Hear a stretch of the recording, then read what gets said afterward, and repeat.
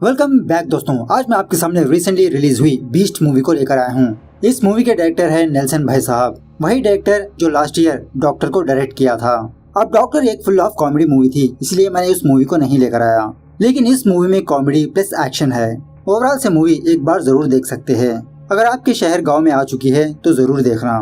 तो चलिए in detail में ना जाते हुए मैं इस मूवी की असली कहानी सुना देता हूँ। उससे पहले अगर आप मेरे चैनल पर नए हैं तो अपना प्यार दिखाइए, अगर पुराने हैं तो और प्यार लुटाइए। Follow Instagram. मूवी की शुरुआत होती है जोधपुर राजस्थान, जहाँ पर एक बंदा अपने बाथरूम में जाकर स्नान करने के लिए रेडी होता है। उसी बाथरूम के नीचे मिलिट्री लोग बॉम्ब फिट करके उस कमरे को ही नीचे खींच लेते हैं, मतलब उस बाथरूम को छेद कर देते हैं, उस बंदे को गिरफ्तार कर लेते हैं, क्योंकि इसी बंदे को पता होता है उमर फारूक कहाँ पर है। खैर इसके 3 महीनों बाद कश्मीर को दिखाया जाता है और फिलहाल इस जगह पर कुछ मेला लगा होता है या तो फिर मार्केट होता है। वहीं पर एक छोटी बच्ची अपने बेलून को पकड़ने के लिए उसके पीछे भागती रहती है। उसके बाद हमारे हीरो का इंट्रोडक्शन होता है, उसका नाम है वीरा। वीरा उस बच्ची का बेलून लेकर उसको दोबारा 2 बेलून खरीद के देता है और यहाँ पर हमको ये बात पता चलती है कि वीरा भी कुछ दिनों से यहीं पर काम करता आ रहा है। वहाँ के लोकल के साथ इसकी बहुत अच्छी दोस्ती होती है, स्पेशली उस बच्ची की माँ से। हर रोज वो औरत वीरा को खाना देती रहती है।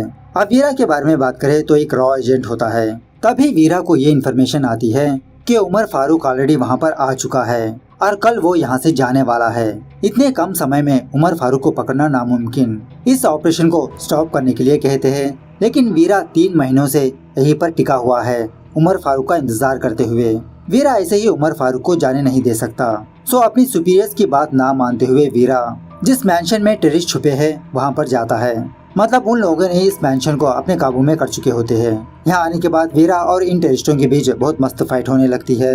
सारे लोगों को मारने के बाद वीरा उमर फारूक पर अपना टारगेट रखता है और फायर करने से पहले अपनी सुपीरियर से पूछने लगता है कि आसपास में कोई सिविलियंस है। और इसी तरह इंडियन गवर्नमेंट उमर फारूक को जिंदा चाहती है, न ही कि मुर्दा। अब वीरा के पास उमर फारूक को जिंदा पकड़ने का बहुत ही अच्छा प्लान होता है।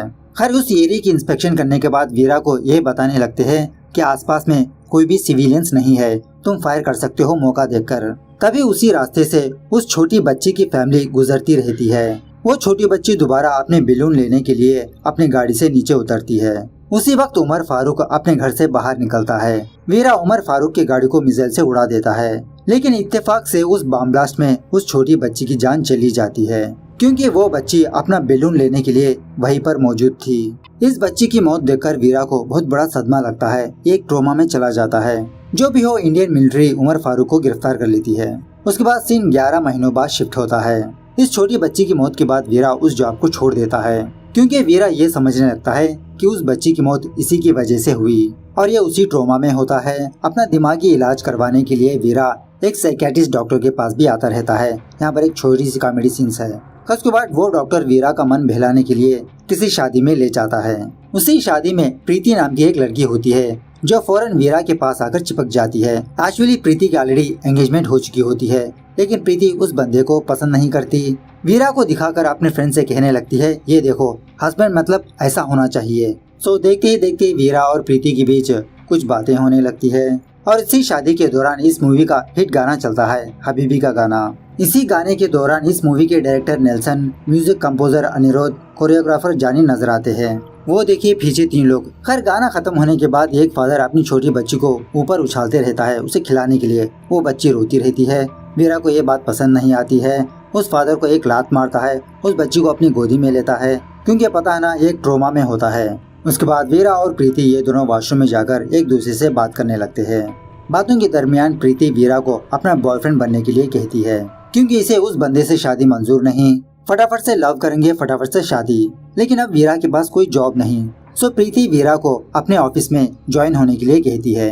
और actually Preeti Dominic and soldiers company में काम करती रहती है, जो सिक्योरिटी गार्ड्स को प्रोवाइड करती है। और प्रीति का बॉस अपनी कंपनी में बूढ़े लोगों को जॉब पे रखा होता है। मतलब रिसेंटली किसी एटीएम डब्बे के पास 4 बार चोरी हो चुकी थी और वहाँ का सिक्योरिटी गार्ड इसी कंपनी का मेंबर था। मतलब यहाँ पर कुछ कॉमेडी सीन्स चलते हैं। खास के बाद प्रीति वीरा को अपने बॉस के सामने लाती है, वीरा के बारे में बताने लगती है, जॉब पे रखने के लिए कहती है। सो फाइनली प्रीति का बॉस वीरा को अपनी कंपनी में ले लेता है। वहीं दूसरी तरफ मिनिस्ट्री ऑफ डिफेंस को ये बात पता चलती है कि चेन्नई में टेररिस्टों का अटैक होने वाला है और इंडियन गवर्नमेंट को बिल्कुल भी आइडिया नहीं कि वो टेररिस्ट हाईजैक करेंगे, किडनैप करेंगे या बॉम्ब ब्लास्ट। इसी के बारे में सारे लोग डिस्कस करते रहते हैं। और वहीं पर होम मिनिस्टर भी होता है। यहाँ पर हमको ये बात पता चलती है कि ये होम मिनिस्टर उन टेररिस्टों से मिला हुआ है, क्योंकि ये होम मिनिस्टर पीएम बनना चाहता है। मतलब इस काइंड ऑफ सम पॉलिटिक्स। खैर, इस तरफ वीरा, प्रीति, उसका बॉस और एक और बंदा एक मॉल को जाने लगते हैं, जहाँ से इनको कॉन्ट्रैक्ट आना चाहिए, लेकिन कुछ लापरवाही की वजह से वो कॉन्ट्रैक्ट इनके हाथों से चला गया। इसी के बारे में डिस्कस करने के लिए प्रीति का बॉस इन सारे लोगों को लेकर उस मॉल जाने लगता है। मॉल के अंदर जाने के बाद वीरा कुछ अजीब की चीजों को ऑब्जर्व करता है, जैसे वहाँ का बाहर का वॉचमैन सोया हुआ है, लिफ्ट काम नहीं कर रहे होते, एस्केलेटर काम नहीं कर रहे होते। थोड़ी देर बाद वहाँ के सारे लोगों का मोबाइल नेटवर्क भी ऑफ हो जाता है, मतलब नो सिग्नल, नो इंटरनेट। खैर, उसी मॉल में प्रीति का मंगेतर भी होता है। प्रीति को देखकर उसे पहचान लेता है, इसके पास आकर इससे बात करने लगता है। तभी सांता क्लॉज के भेष में छुपे हुए टेररिस्ट अपना अपना हथियार निकाल देते हैं, हवा में फायरिंग करने लगते हैं। मॉल की सारी पब्लिक को अपना हॉस्टेज बना लेते हैं। उस मॉल में एक बड़ा सा क्रिसमस ट्री होता है। ये सारे टेररिस्ट उसी ट्री में अपने हथियार छुपा के रखा था। ऑलमोस्ट ये सारे लोग तकरीबन 20-30 लोग होते हैं। सारी पब्लिक को लाइन में बिठा देते हैं, लेकिन वीरा, प्रीति, उसका बॉस और कुछ लोग मौका देखकर किसी दूसरे कमरे में जाके छुप जाते हैं। थोड़ी देर बाद ये बात मीडिया में फैल जाती है। गवर्नमेंट को पता चलती है कि चेन्नई के किसी मॉल में टेररिस्ट घुस आए हैं, लोगों को अपना हॉस्टेज बना के रखा। अब इस ऑपरेशन को करने के लिए गवर्नमेंट अल्ताफ नाम के एक बंदे को हायर करती है।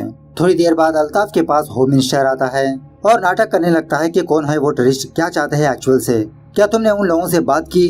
थोड़ी देर बाद उन टेररिस्टों का लीडर, जिसका नाम होता है उमर सैफ, वो अल्ताफ को कॉल करता है और उमर सैफ इंडियन गवर्नमेंट से ये डिमांड करने लगता है कि इसके बड़े भाई को रिलीज करे। उसका नाम है उमर फारूक, जो चंद महीनों पहले वीरा ने गिरफ्तार किया था।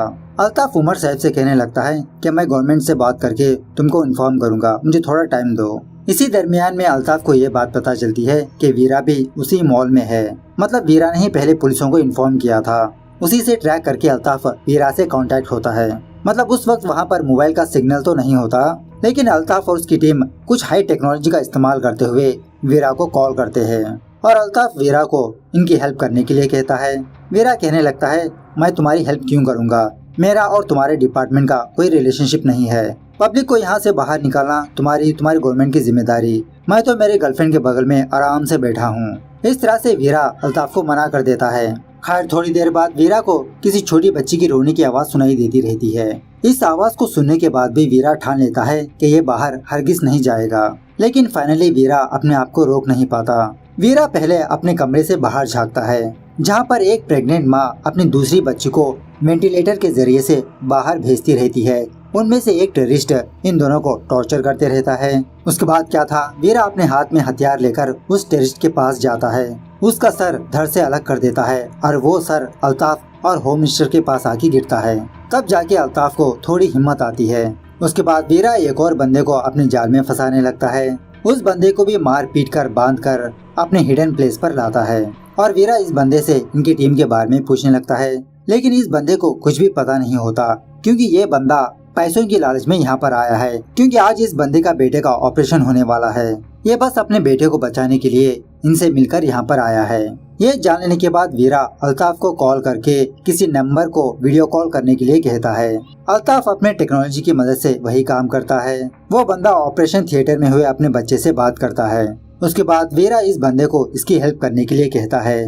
उन लोगों की जो खबर है इसको आगे बताने के लिए कहता है। इस तरह से वीरा अपना भेष बदलकर उन टेररिस्टों के बीच मिल जाता है और थोड़ी देर बाद वीरा अपनी चालाकी से 2 टेररिस्टों को मार गिराता है और टेररिस्टों को चकमा देने के लिए वीरा हॉस्टेज के बीच में जाके बैठ जाता है और इसी तरह मौके का फायदा उठाकर उनके कंट्रोल रूम को ब्लास्ट कर देता है और दोबारा वो हॉस्टेज के पास आकर कुछ हॉस्टेज को वेंटिलेटर के जरिए से दूसरे कमरे में शिफ्ट करता है। जब योगी बाबा भी उस वेंटिलेटर के जरिए से जाने लगता है, वो लोग इसे पहचान लेते हैं। उमर सैफ अपने दोनों आदमियों को उस वेंटिलेटर के जरिए से दूसरे कमरे में भेजता है, लेकिन वीरा बम से उन दोनों को उड़ा देता है। ये सब देखने के बाद उमर सैफ होम मिनिस्टर की बीवी बेटी को मारने की धमकी देता है। मतलब होम मिनिस्टर की बीवी बेटी उसी मॉल में होते हैं। सो उन दोनों की वीडियो बनाकर अल्ताफ और होम मिनिस्टर को सेंड करता है और डिमांड करने लगता है कि फौरन उमर फारूक को रिलीज कर दो, वरना मैं इन दोनों को मार दूंगा। सो अल्ताफ पीएम से बात करने लगता है और पीएम भी परमिशन दे देते हैं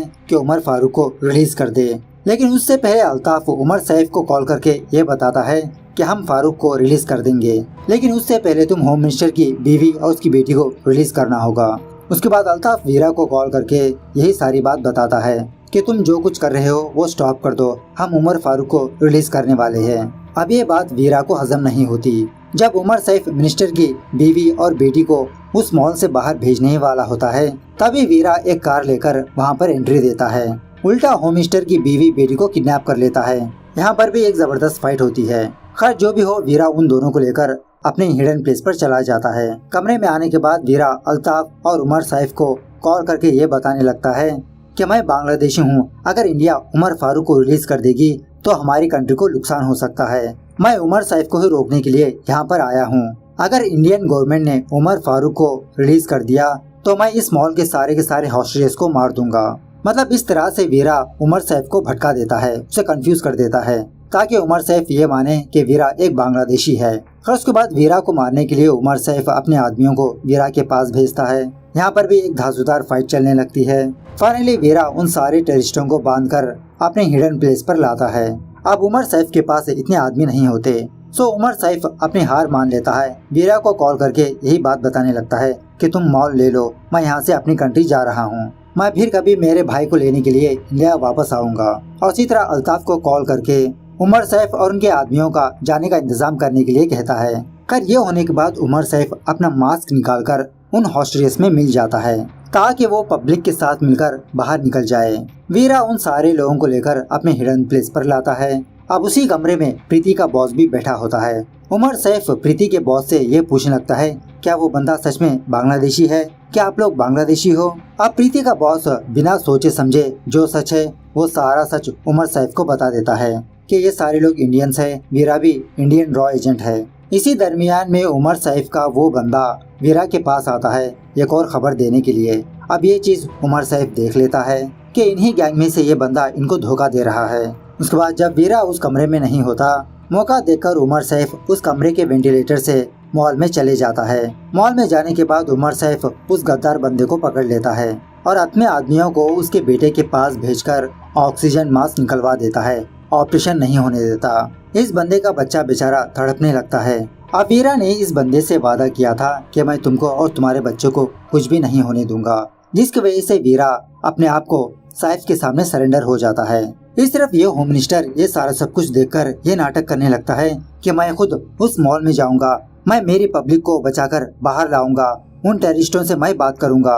ऐसा कहकर वो मॉल में चला जाता है। वहीं दूसरी तरफ इंडियन गवर्नमेंट के पास और कोई चारा नहीं होता, उमर फारूक को रिलीज कर देते हैं। इस तरफ मॉल में उमर सैफ के लोग वीरा को बांधकर मारते पीटते रहते हैं। इसी दरमियान में वीरा होम मिनिस्टर की बेटी को इशारा देता है। वो लड़की अपने माँ की स्पेट्स तोड़कर उस ग्लास के टुकड़े को च्युइंगम चिपकाकर वीरा को सेंड कर देती है, वीरा के पास भेज देती है। वीरा उस कांच के टुकड़े से अपने हाथों की रस्सी को काटने की कोशिश करते रहता है और उसी तरह उन सारे टेररिस्टों को भटकाने की कोशिश करते रहता है। यहाँ पर भी कुछ कॉमेडी सीन्स चलते हैं। फाइनली वीरा अपने हाथों को खोलकर वहाँ पर जो टेररिस्ट होते हैं उन सारे लोगों को मार देता है।